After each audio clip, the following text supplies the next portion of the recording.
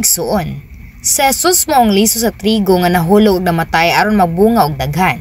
Sumala sa balaod sa espirituhanon kung mas mamatay ka sa unod, mas mabuhi ka sa espiritu. Gingon sa Biblia diha sa Juan kapitulo 12 bersikulo 24, kinahanglan nga ipuga sa yuta og mamatay aron mabuhi.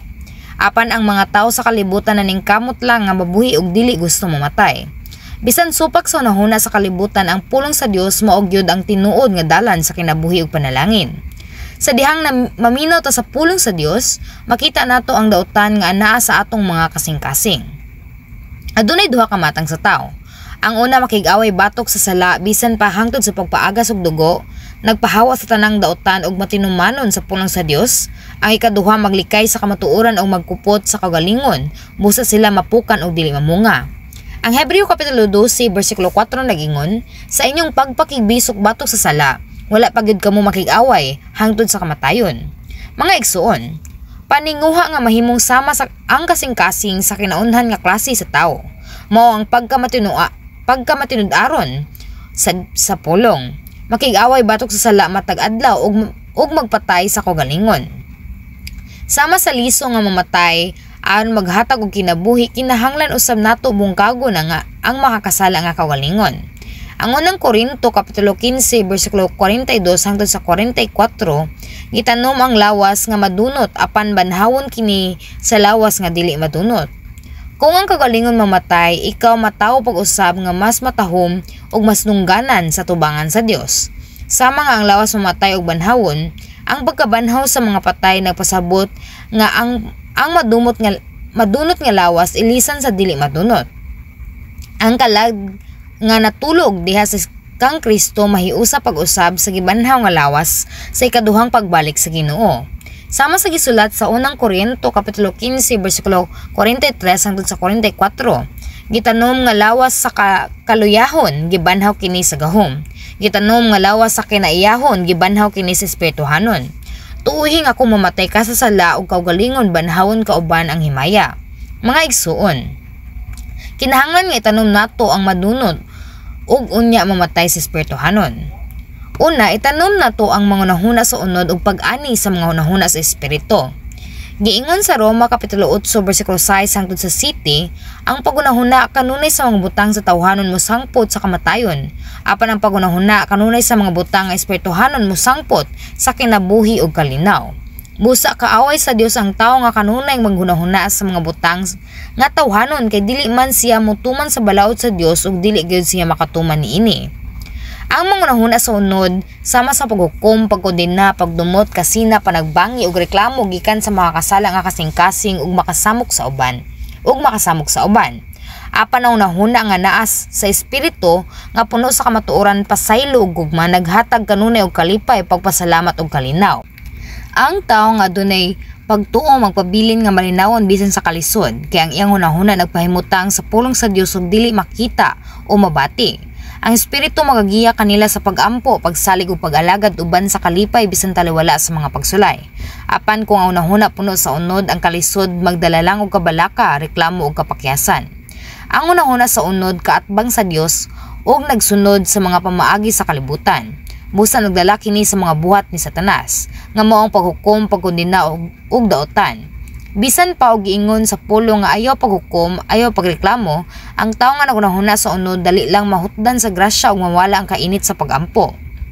Unsa may angay buhaton? Kinahanglan natong itanom ang madunot nga mga hunahuna sa unod aron kini mamatay, ug ibutang ang atong hunahuna sa espiritu nga mao ang kamatuoran nga dili madunot. Dili kini mahitabo dayon. Kinahanglan kini og adlaw-adlaw nga paningkamot kada higayon. Kinahanglan nato susihon ang atong mga nahuna og pagbati sumala sa kamatuoran og may niton nga pag-ampo aron pahawaon ang daotan. Sa ingon, ang kasinaw kasuko mapulihan sa gugma og kaluoy. Si Apostol Pablo mismo miingon, adlaw-adlaw ako mamatay. Ingon niini, kung matag-adlaw atong patyon ang mga nahuna sa unod, hinay-hinay nga mawagtang ang bakak ug mabilin ang maayo ug matarong nga hunahuna. Kung mas dagan ang atong ihawa gikan sa unod, mas dagan usab ang atong kinabuhi uban sa dili madunot ug espirituhanon. Ang pag-ilis sa unahuna sa unod ngadto sa unahuna sa espiritu mao ang pagtanom sa madunot ug pag-ani sa dili madunot. Sunod, Giingon sa unang Korinto kapitulo 15 bersikulo 43, gitanom diha sa kaulawan apan gibanhaw diha sa himaya. Ang kaulawan nagpasabot sa makauwaw ug malapason nga binuhatan. Sa Adam gihimo sa Dios uban sa ang dakong himaya ug otoridad nga atong makita sa Genesis kapitulo 1 bersikulo 28. Apan tungod sa iyang pagka matinugnayon sa sala, nawad-an siya sa tanan ug nahulog sa kaulawan. Gingon sa Ecclesiastes kapitulo 3 bersikulo 18, gingon ko sa akong kaugalingon bahin sa mga anak sa tao nga gisuwayan sila sa Dios aron makita nila nga sila sama ra sa mga mananap. Ang tao nga nadunot tungod sa sala wala nay kalainan sa mga mananap. Apan gihambog gihapon ang kaugalingon. Nagtan-aw sa ubang tao nga ubos ug nagpangita og dungog pinaagi sa bahandi, dungog gahom ug katahom. Apan ang tanan niini kay walay pulos.